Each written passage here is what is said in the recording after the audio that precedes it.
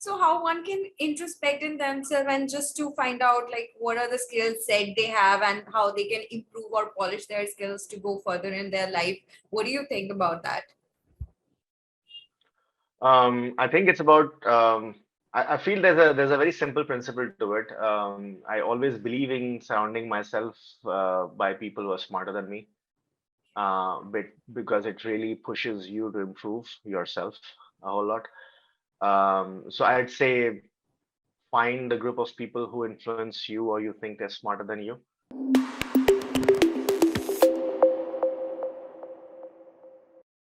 Hello everyone, my name is Panisha Puri. Welcome to our channel Xaphal. And today we have with us Mr. Bhaskar Deva, who is into product management.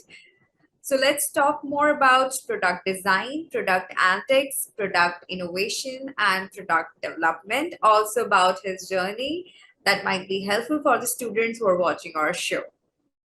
Welcome to our show. Tell our viewers a little bit about your current job role and the current responsibilities you are handling. I work with Google, and I'm a senior product manager with Google. I'm based in Zurich, Switzerland. And in terms of my responsibilities, I am the lead product manager for one of the verticals within Google, which means I look at the overall product development life cycle, roadmaps, prioritization, feature development, all of it end to end. So, what are your day-to-day activities may include? My day-to-day activities, it varies actually depending on the priorities within a certain quarter. Generally, it is making sure that engineering teams have a clear roadmap in terms of delivery, making sure that the backlog is fairly populated and clear, making sure that teams, so basically being a manager, it's a hub and spoke model. So I'm sort of working with multiple teams, so coordinating with business on one end, engineering on the other, UX design on the on one side of it, and there's content writers, help and support, quite a few different teams, making sure that all the features are prioritized and on the backlog for engineering to execute upon. One of my responsibilities is also to make sure that leadership has good visibility on progress. So yeah, that's about it. Other than that, of course, there's a lot of analytics involved as well. So I'm also deep diving on numbers to figure out where potential gaps or opportunities could be. And sometimes I also prefer to speak with my end customers to get active feedback from them. So, there are a lot of responsibilities you're catering right now. So, how you manage your time? It's a tricky job. I wish I had a very good answer for that. I don't. It's just about being a little old school with these things. I generally try to write things down. I start with something simple as having three goals to achieve in my day. I write them down and I make sure that I'm able to complete them. Most of the times, I guess it's a little bit about discipline. You own your own calendar. Right. So you set up your own meetings, you make sure that you make space to sort of make sure that your deliverables are being completed. And that also means that sometimes I have to decline meetings. I also have to tell people that I don't have time, or I have to deprioritize certain other things. But at the end of the day, it's a simple things like just writing things down, making sure that I have a clear to-do list for myself. Okay. Yeah, that's about it. So, saying no is also important in your field. Very important, more important than you would imagine. You should learn how to say no. As you was talking about leadership, like how you develop this leadership quality in you. Back in college, you have this leadership quality, or you develop this quality later in your first Mm, job or second job. So I guess leadership in general is I feel like it's an acquired skill. Some people they say that they're born leaders, etc. But I think it's also a bit of acquired skill. You kind of learn how to work with people better, manage your time better, and also have a clear vision of where you want to be. And then having a shared sense of ownership of that vision and goal. So everybody sees the same goal and it has a very clear path to achieving it, right? Right. Um, and yeah, it does help. And at the same time, it's a Um, it's a situation where even though I have to lead my area, there's always a shared sense of ownership. So it's not me barking commands at someone. Right. It's about me getting more collaborative with my team and making sure that they understand what we're delivering, they understand why it's important, and they also understand how success is being defined or measured. Great saying. Talking about your college days, what are the subjects do you have? And after that, we can discuss about your first job. So in terms of my background, I've done my MBA. I did specialize in finance and marketing both. So I had dual specialization. But that being said, finance does give me a good understanding of how business works. Right. But I've also spent a significant amount of time writing code, working with software, building software, automation, and things like that. So it also gives me a good perspective about how software works, how the industry works. Having said that, it's mostly the industry experience that teaches you how to use it Right. as effective tools, and the job just kind of just gives you a template of how sort of how should I say is basically methods and best practices in the industry. So it's more of theoretical knowledge. It tells you how to model things, how to understand and read things in the business context, Right. but to apply it in real life and making sense of it, and more importantly, trying to figure out different strategies which would move a metric to your favor. Those are things that you just kind of learn along the way as you do more. So how one can introspect in themselves and just to find out like what are the skills set they have and how they can improve or polish their skills to go further in their life. What do you think about that? I think it's about. I feel there's a very simple principle to it. I always believe in surrounding myself by people who are smarter than me, but because it really pushes you to improve yourself a whole lot. So I'd say find a group of people who influence you or you think they're smarter than you, Okay. or know more about the subject that you're interested in. But more importantly, I think there is a step before that, which is first trying to figure out what interests you. So if you're not interested in it, or if it doesn't really drive you, then you'll feeling very quickly where you'll feel either that you're out of your depth, Right. that you can't learn enough, or you can't learn fast enough, or you can't keep up with it, and it's just overbearing on you, or you feel like you were meant for something else, right? Yeah. It You also have a exhausts different you. calling. Yeah. It also exhausts you after a certain period of time doing the same thing and which doesn't give you that vibes or doesn't of your interest. As we were talking Yep. about your college days, you took finance and marketing. So you have both the like you have interest in finance and marketing. So tell our viewers a little bit about your first job. My first job, it was quite interesting. So, campus hiring, and during campus hiring, most of the folks in my batch, they were more interested in finance jobs, working with the financial institution, bank, and investment companies, and so on and so forth. I wanted a mix of Okay. business, finance, and as well as a bit of engineering as well, because I have a soft corner for it.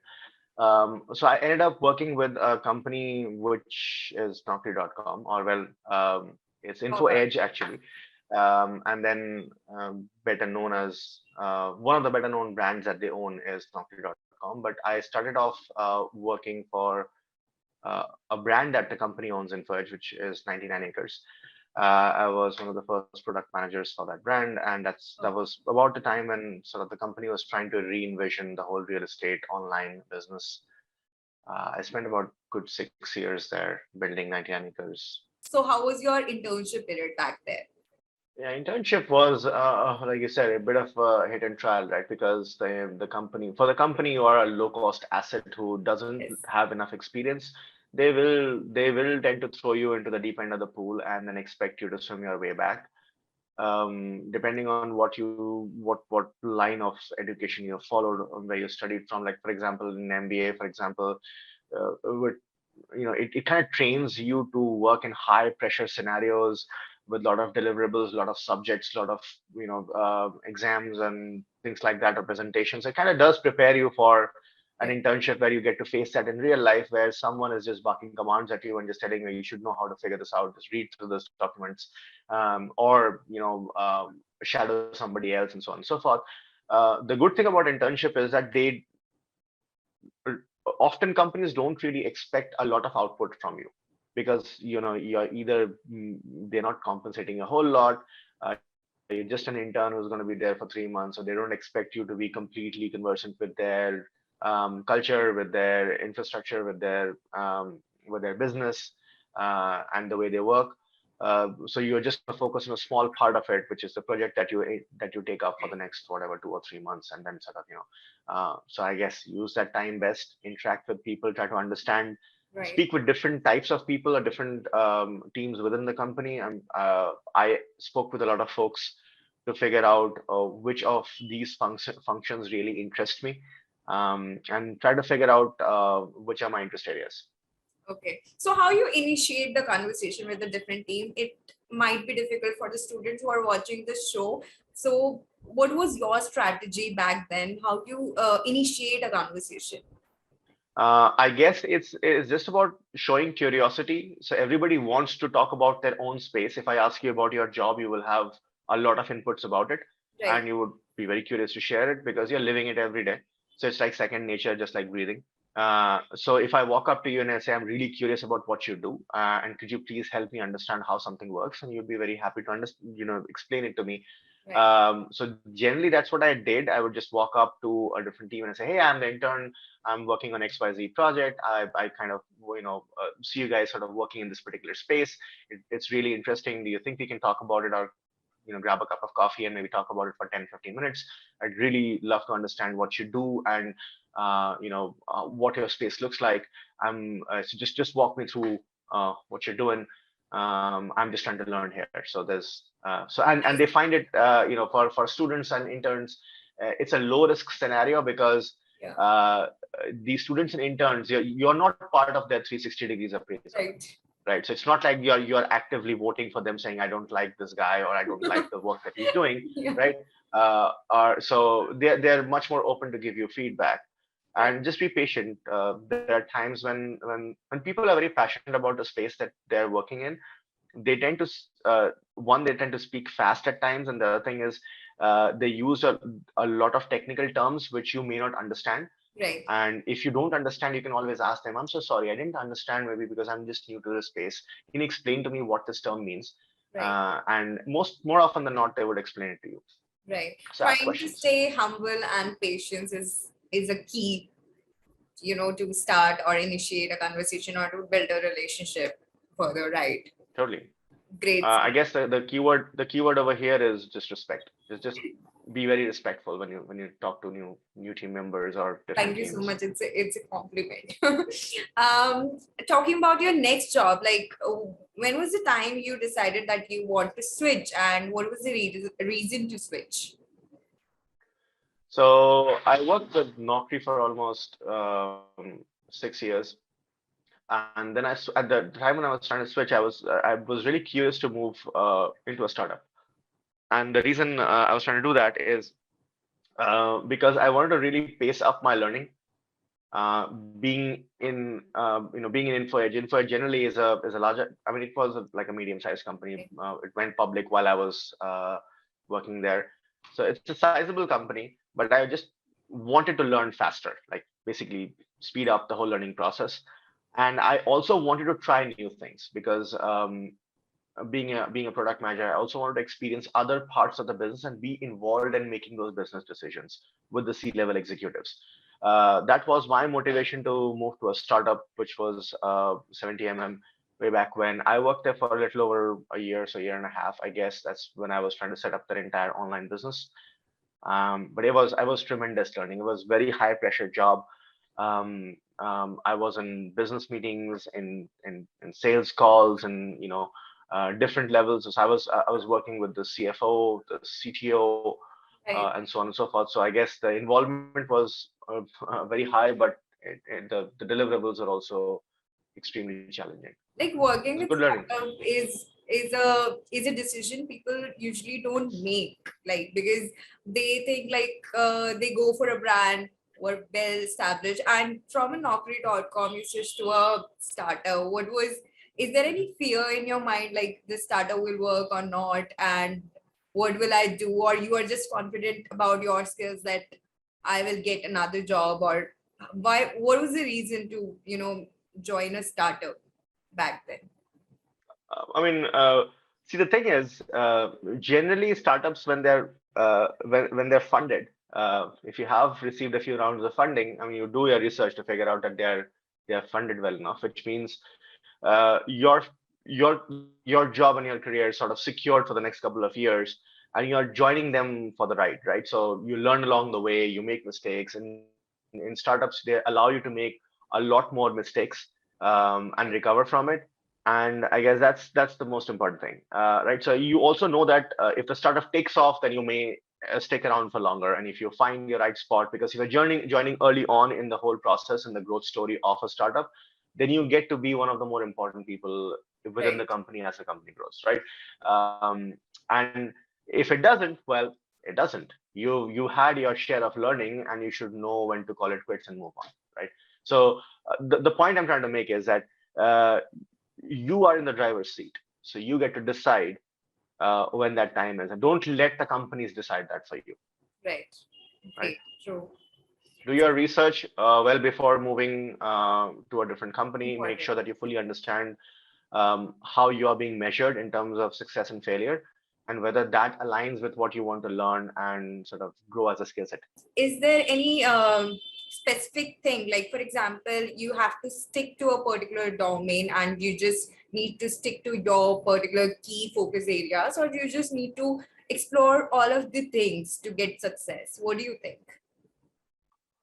So I guess your question needs to be split up into two parts, or maybe I'll split up my answer into two parts. So the first part of it is, early on in your career, you should try to experience or at least learn about different domains, because you are making a decision on your career based on inputs that you may have received from your peers, because Right. you don't have a ton of experience, so you don't really know how working in sales or working in finance or working as a product manager feels like, Right. or what it is like. So it's better to actually try to experience as much within the company across different organizations as you can early on, so that you make the right career decision and you choose the path which interests you the most, and then try to build your career accordingly, right? Sometimes the career choices that we make are not really made by us. It's an outcome of, say, a career like a campus hiring, for example, right? You may end up in a company because that's the only job that was offered to you, Right. or it was at some, and let's not joke about it.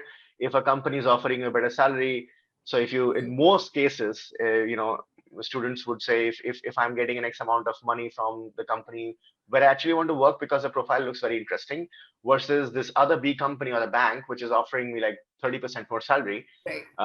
but it's not the role that I wanted, more often than not, you would end up choosing the company which is paying more, because money Right. is important, Right. right? But that being said, you should try to use that early, sort of the first, second job, to try to experience as many functions within the company as you can, or learn about it, so that you understand which one of those roles you would like to take, and then try to switch over to the role that interests you the most. So think about a situation where you start off as maybe a sales representative, or you start off by, say, as a marketing representative, and then you move into saying, oh, that's not what I want to do, let me try HR, or let me try something else, right, within the company, finance. Right. And then you find the right fit, and then you have an X number, or you build an X number of experience worth of in your career. That's a better growth path than you working for 6 years and then realizing this is not where you want to be, and Right. you want to switch to a different function, and then you Right. have to start from level zero again. Right. So yeah, it's important. Like you should first need to explore all of the things, then you can choose and focus on the one thing that you have already mentioned about. So like you are doing a lot of things, you are handling a lot of responsibilities right now. So what are the challenges and what is the most challenging job for you right now in this current organization? Wow, it's a very loaded question. First and foremost, being Google, we build products which caters to billions of users Right. across the world. So every decision you make is not impacting a small set of users, but a huge variety of Right. users or different types of users. So it's important to experiment, but also be cautious of when you make these decisions as a product manager of which features you want to build, which features are most important to merchants, to end customers. Prioritization is extremely important. Being data driven is extremely critical. And sometimes it becomes extremely difficult to get that data because it's a very distorted world. Like there's too much happening, and to figure out which data points matter to you most in that decision making process, I guess is the tricky part. And the other thing is, sometimes you're building or trying to imagine features from scratch, where there's no reference point. There's no existing feature out there which does something similar. So it's not like, let's build something that XYZ company has and then Right. try to replicate it over here. Sometimes you're trying to just build something from ground up. Right. In such scenarios, you will fail a lot, but you should see failure as an opportunity or a teacher which tells you something that doesn't work, and try to fail fast, right? So for me in my job, I try to have or incorporate practices where I can fail fast. So, but at the same time, I'm able to learn something. Right. Failure isn't a dead end. It doesn't mean that you couldn't succeed. It's a way of experimenting and saying, well, that didn't work, but what did I learn from it? And then let me build from there the next version of it or next iteration of it. So I guess that on a daily basis can be a little challenging. And of course, being a PM, you will also have to communicate, horizontally as well as vertically. So sometimes making sure that your leadership has got good visibility into what you're doing and how that's positively impacting users around the world, that becomes a bit of a challenge, because there's so much happening Yes, that yes, sometimes it feels like you're trying to drink out of a fire hose, right? yes. So it can be challenging. Every day, a lot of things and activities going on that, impact in a smaller or a bigger way. So just tackling Yeah. all these things, it's a bit important. Yeah, and also I'll also tell you that if any of your audiences, if they end up working with these, like everybody dreams of working in an MNC, like a larger company like an Amazon or whatever, right? The thing with bigger companies is that there's more information than you can humanly consume, right? So a lot of information will get tossed at you every day. So you'll have inbox filled with emails. You'll have people pinging you over chat. There's far too much distraction over there.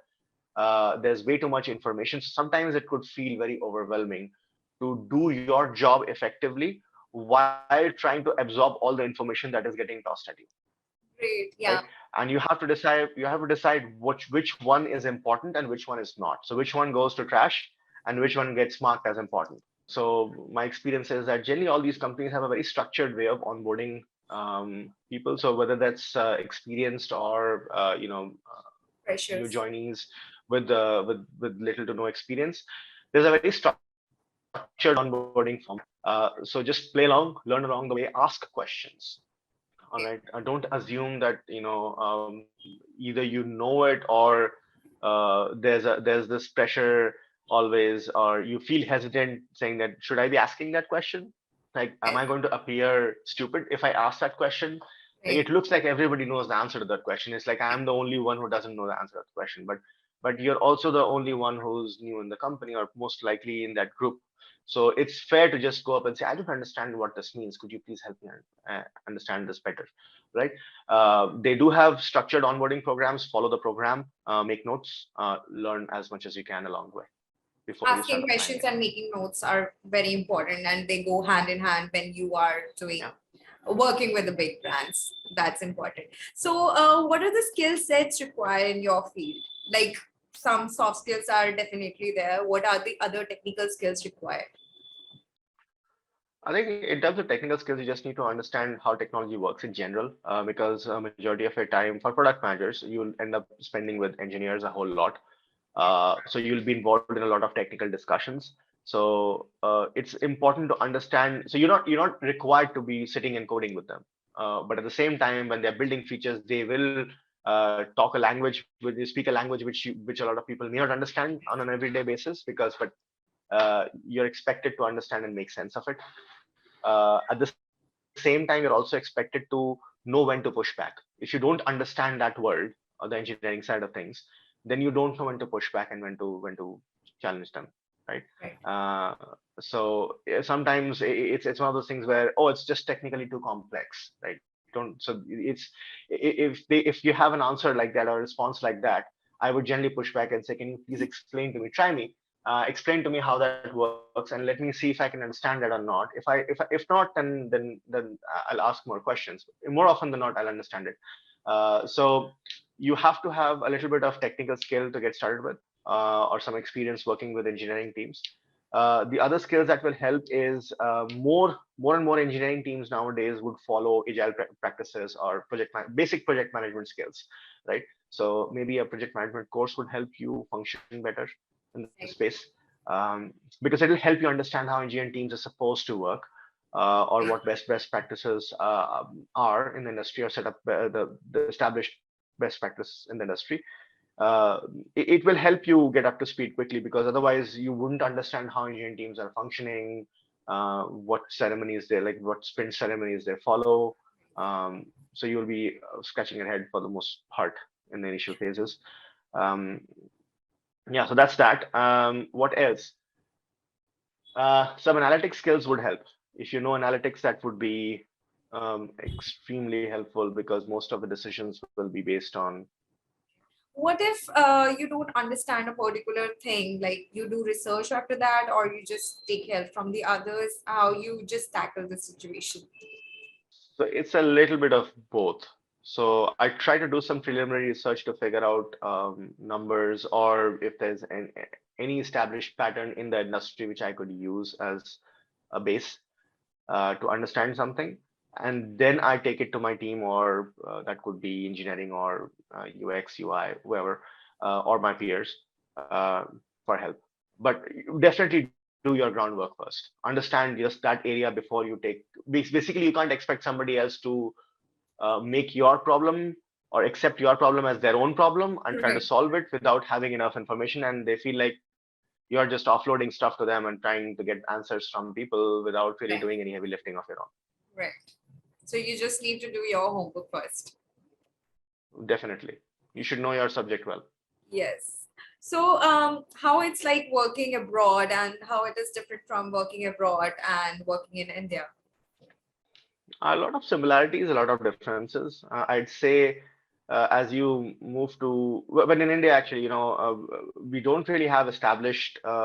Most companies don't have a very great work-life balance. That's a fact out there. If you're working for a private company, even for government companies, I guess nowadays, more often than not, you're burning more hours than you're actually required to.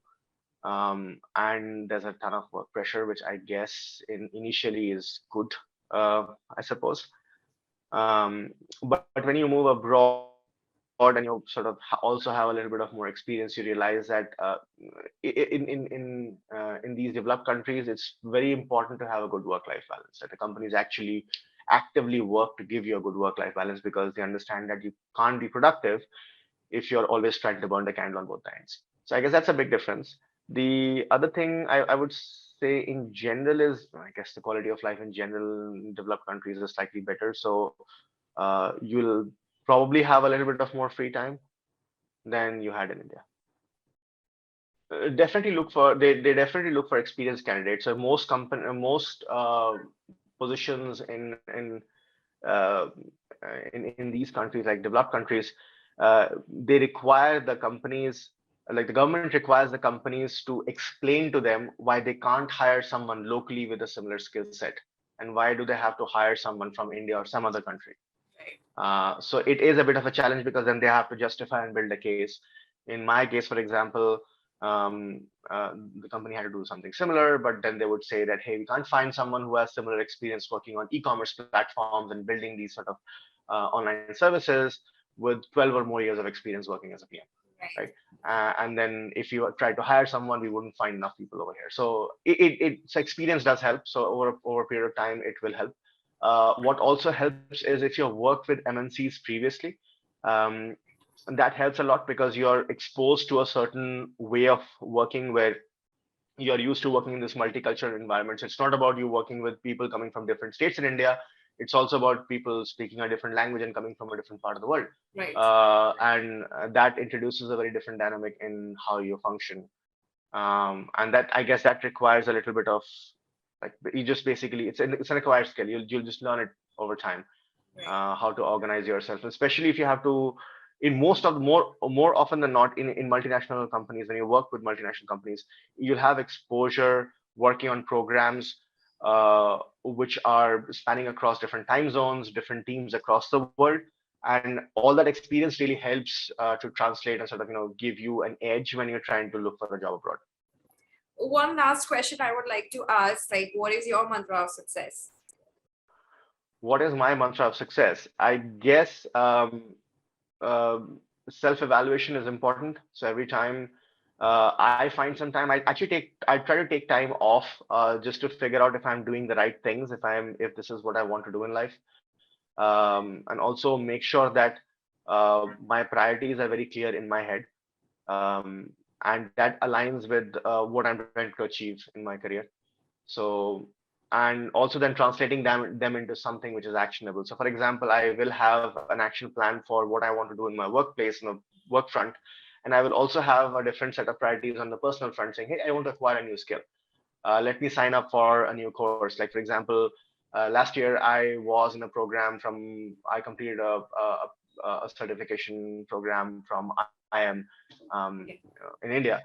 But that really required me to get up at 4:30 in the morning every day to attend classes, because I was taking classes sitting in Europe, and the classes were happening in IM and IST time at Right. like 8 a.m. in the morning or something like that. But I had to prioritize that. I have to make time for it. Right. But all of that can only be done if you have a clear roadmap in your head of what needs to be prioritized and when and how much, and then you have a good action plan about achieving it.